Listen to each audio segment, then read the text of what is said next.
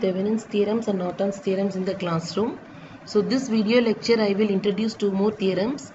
I want you all to understand the basic concepts of the theorems and come prepared for the classroom.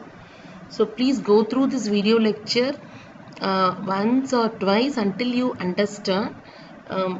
Just because whatever I am discussing in this lecture, I am not going to repeat it in the classroom. Okay.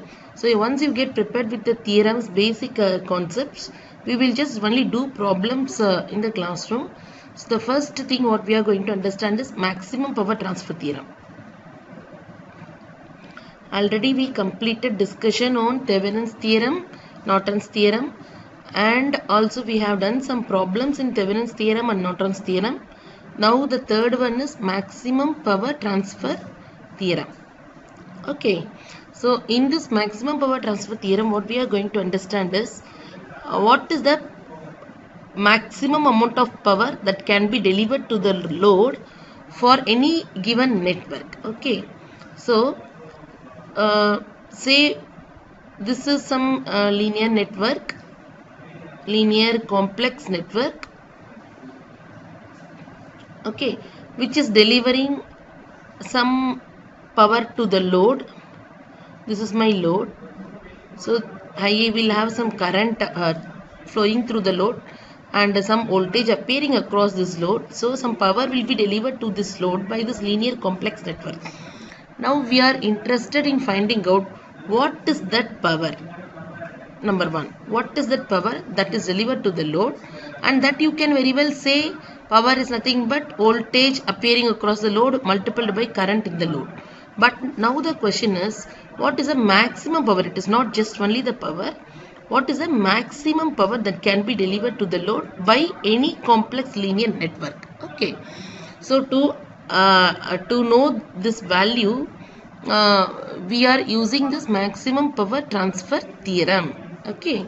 So to start with this theorem, already we know any given network of complex network, you may have any number of sources, independent source or dependent source, and you may have any number of resistance. So this is a complex network. We are not worried about what is how many ever sources or how many ever things we are having inside this network. What we can do is, using Thevenin's theorem, we can simplify this with a single voltage source. We call it as V Thevenin in series with a single resistance R Thevenin. Okay, so this linear network is now simplified using Thevenin's theorem with a single voltage source and single resistance. This is Thevenin's equivalent network, and which supplies the same value to the load. This we know already. Okay. Now, if you try to calculate what is the current flowing through this load, we know this V Thevenin, R Thevenin and RL, only one single loop we are having. So current inside this loop is common because all the elements are in series. Okay. So what is the current through this loop, or what is the current load current flowing through the R load? If you calculate, IL is nothing but V Thevenin divided by R Thevenin plus RL. This is the load current. Okay, call it as equation 1. Now if you calculate the power through the load, we will say load power is nothing but IL square into RL. This is possible, correct? So IL square into RL, already we have the value for IL, which is nothing but V Thevenin divided by R Thevenin plus RL. Square it up for IL, multiply it with RL. This is the power that is delivered to the load at any time. Okay. Now we are interested in finding out what is the maximum power delivered to the load, that is PL maxima. So how can you do this is, you have to differentiate PL with respect to load resistance and equate this to 0. Okay, so what we are doing, call it as equation 2. The previous equation you call it as equation 2, and this equation 2 you have to differentiate with respect to RL and equate it to 0. So, and once you equate it to 0, you will find the value for RL. So once you get the value for RL, you have to substitute in equation 2.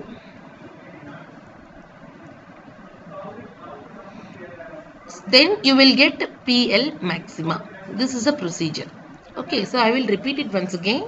What we are going to do is, we are interested in finding out what is the maximum power that is delivered to the load. So already from already have studied what is Thevenin's equivalent circuit and Norton's equivalent circuit, and from that you know very well any linear complex network can be substituted or simplified with Thevenin's equivalent or Norton's equivalent. In this diagram, I am drawing Thevenin's equivalent of the network, that is this linear complex network which is supplying power to the load is simplified with a single voltage source with VThevenin, single resistance in series called it as RThevenin, and then a load RL. Okay. Now, if you want to find out what is the current through the load, series current are same. So IL is nothing but VThevenin divided by RThevenin plus RL. Now we are interested in finding out the power. Power we know P is nothing but I square into R. So P can be written as PL, that is power delivered to the load, can be written as IL square into RL. Already we got the equation for IL, which is nothing but VThevenin divided by RThevenin plus RL. So substitute it here to get equation 2. Call it as equation 2. Now if you are interested in finding out what is the maximum power that is delivered to the load, the procedure is you differentiate equation 2 with respect to RL and equate that result to 0. Once you do this, you will get the value for RL, and this value for RL you have to substitute in equation 2 to get the power maximum that is delivered to the load. Okay, so now we are going to differentiate equation 2. So that is dPL divided by dRL. You know, both in the numerator as well as in the denominator we are having RL. Therefore, we will go with the formula VDU minus UDV divided by V square. So, if I do that, I will have it as R Thevenin plus RL, which is your V, the whole square, V, into DU. DU, if you do that, you will have only V Thevenin square.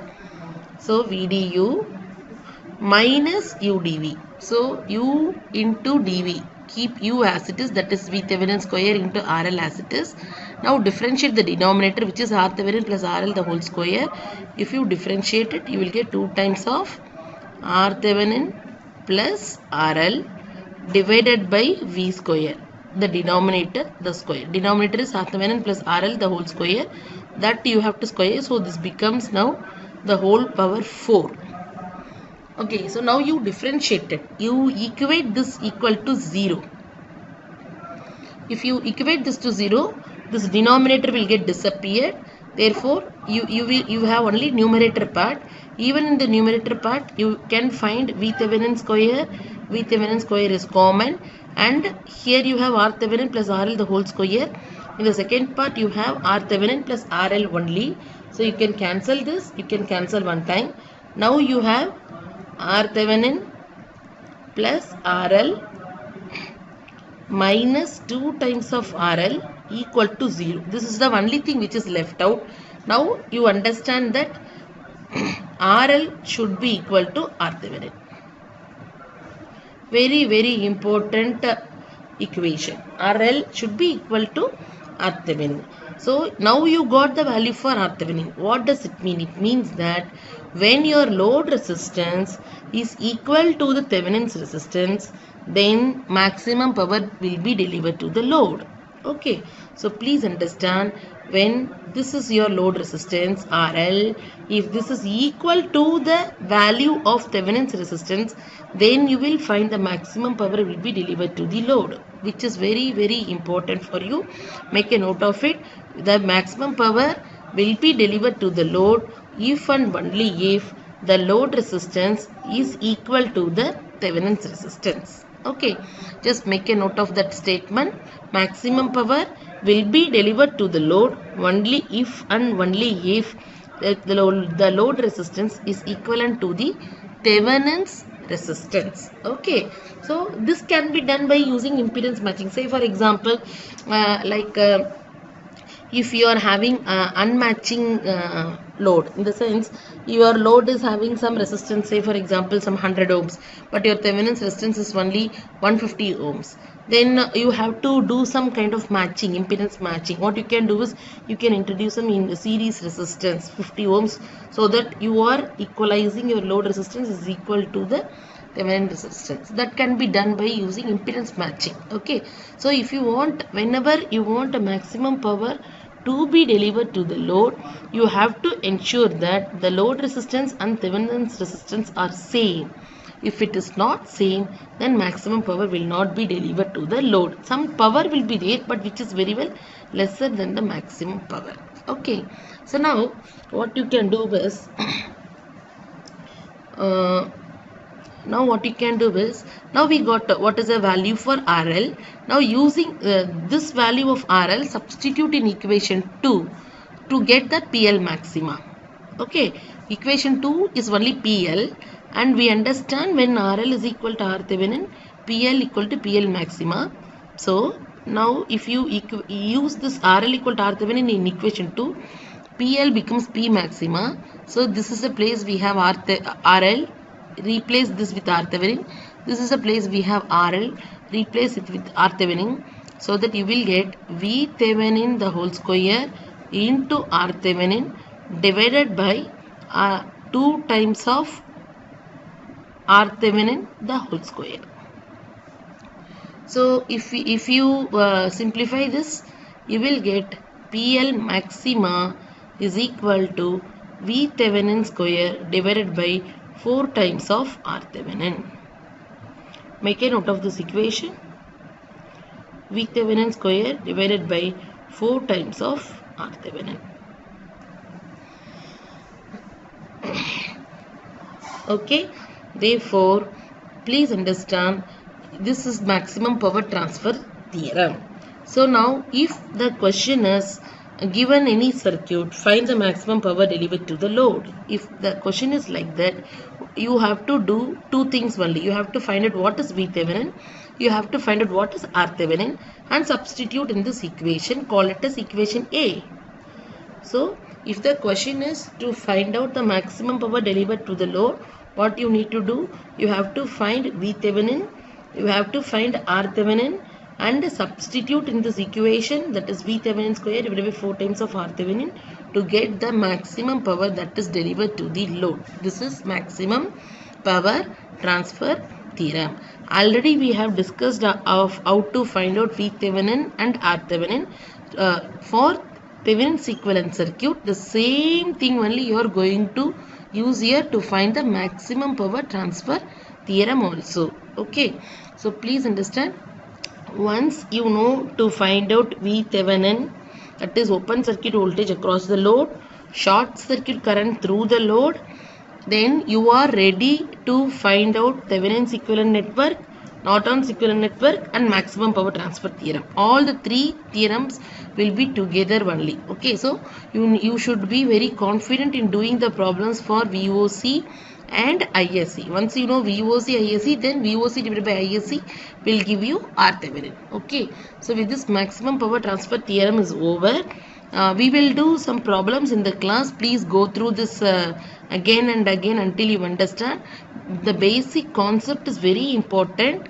Once you know the basic concept, rest all is very easy. Okay, now I have taught you what is maximum power transfer theorem. Now I want you to get prepared for one more theorem, which is superposition theorem.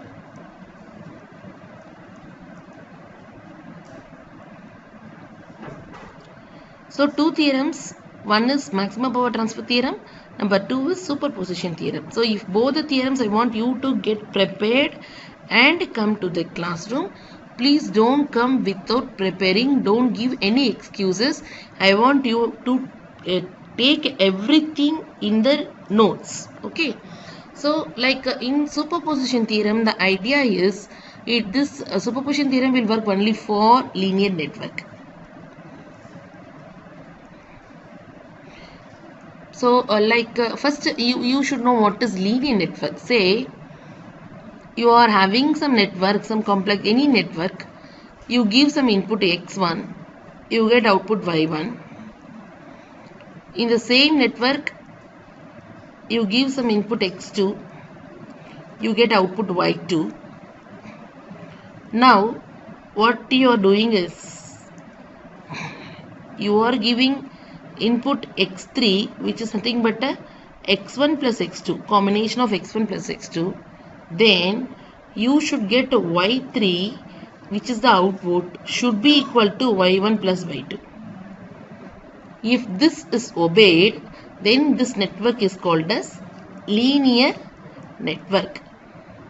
Please understand, when the response or the output of a network, because of the input x1 is y1, the response or output of the network because of the input x2 is y2, then what you are doing is you are combining x1 plus x2 and giving that response, that input, you should get an output which is a combination of the other two output. If this is this property is obeyed, then we call it as a linear network. Okay, like say for example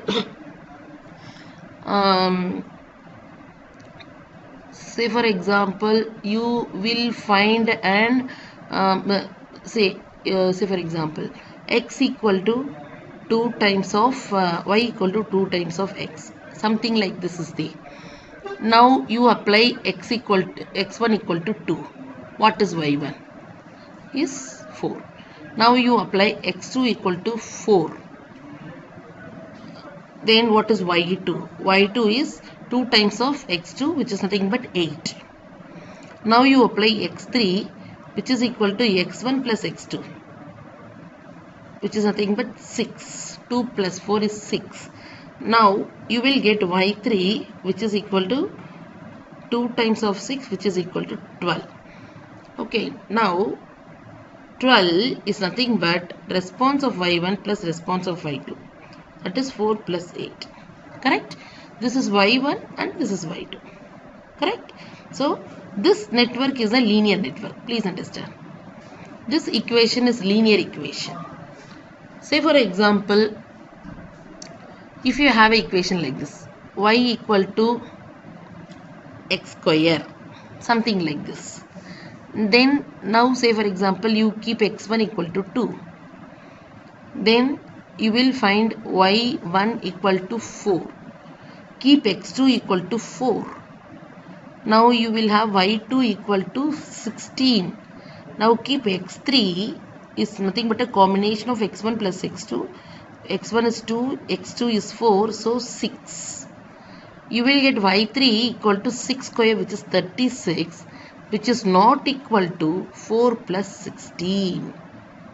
Correct? Because this side you are having 20, this side you are having 30. So this is a non-linear network. This is an example for non-linearity. I hope you understand what is linearity and non-linearity. This is non-linear, whereas the previous thing is linear. Okay, and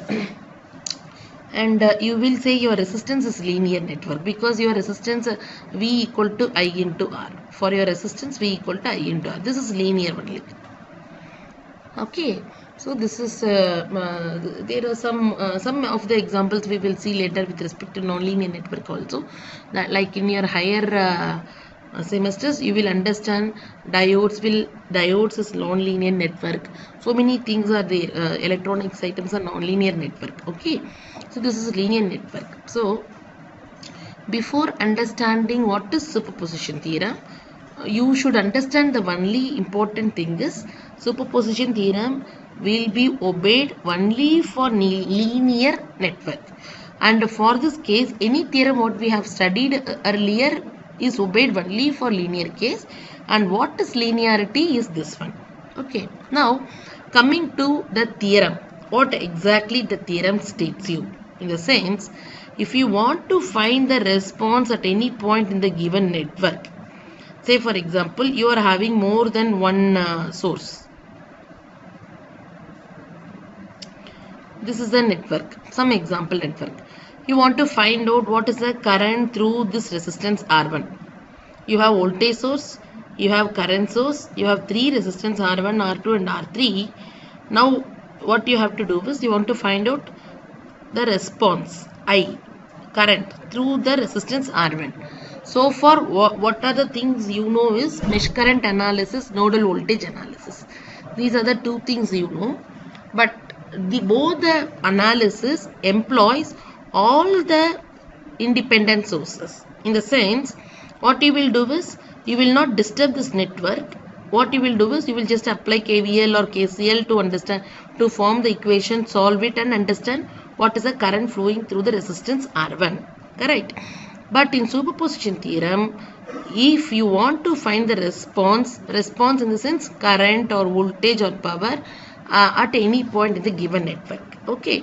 If you want to find the response in any part of the network, then what you can do is, instead of employing both all the independent source together, you can apply only one independent source at a time, and you can complete with all the independent sources to get the final answer. In the sense, what I will do is, if I want to find the current I through the resistance R1, instead of making voltage source and current source both are active at a time, instead what I will do is I will have only voltage source for my first time, find out what is the response or current flowing through R1, that I call it as IV.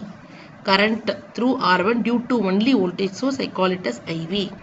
Next what I will do is current only through R1 only because of the current source. I make voltage is deactive. Now I have only current source. I do not have the voltage source. Then I will find again what is the current through the R1. That I call it as IA. So the total current I is nothing but IV plus IA. This is superposition theorem. Okay. So you can make a note of the statement of the theorem. Make a note of the statement of the theorem. The superposition theorem states that the voltage across or a current through an element in a linear network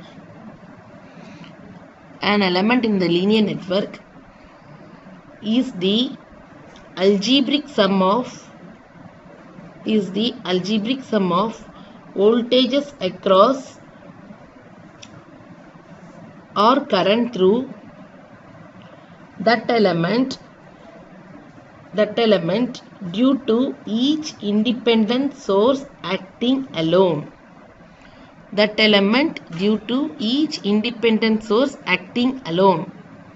I will repeat the statement.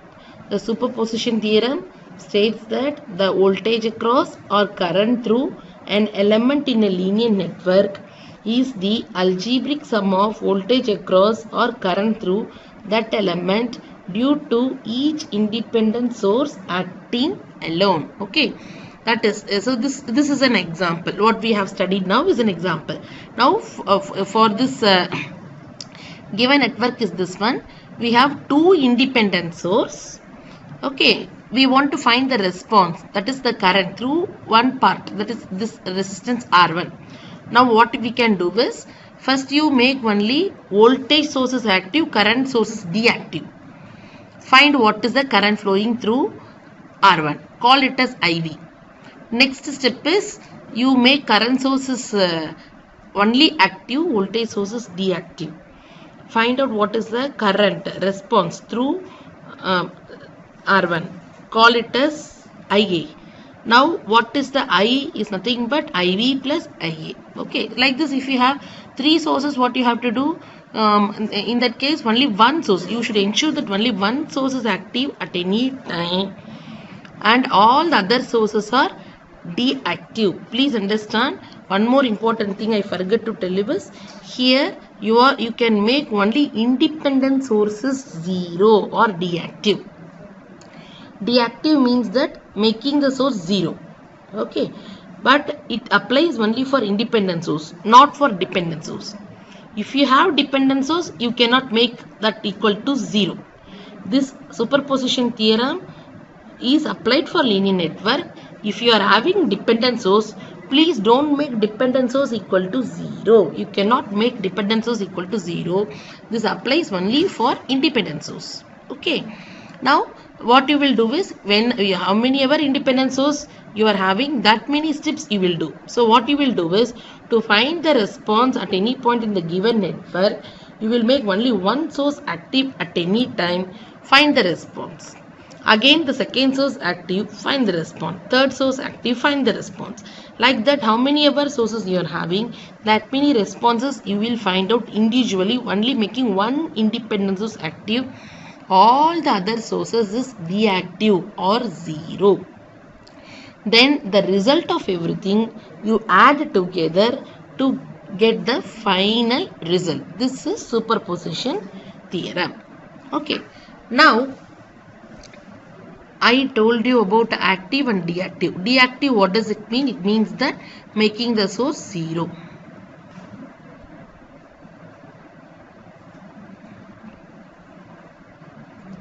Making the source 0. Okay. Now making the source 0 in the sense, what should I do? Whenever I have current source, that point open circuit. If I have current source, open circuit. When you have voltage source, short circuit. Current source should be open circuited, voltage source should be short circuited. This is what we mean by 0, deactive. Okay. So now let us do one problem so that you all will understand what is superposition theorem, how to do the problem. So take down this problem. Find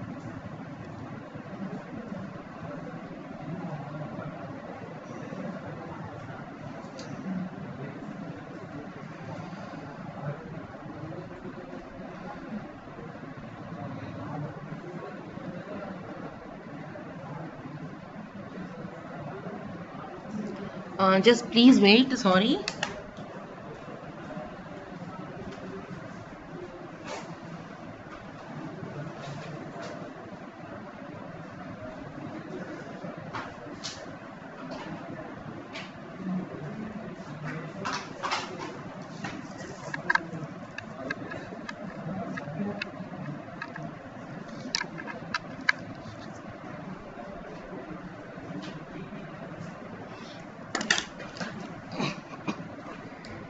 So sorry for this delay. Now you have IV equal to I2 equal to 0.0833 ampere. Now the second step is, you will do the same thing using making only the, I don't know whether it is getting recorded.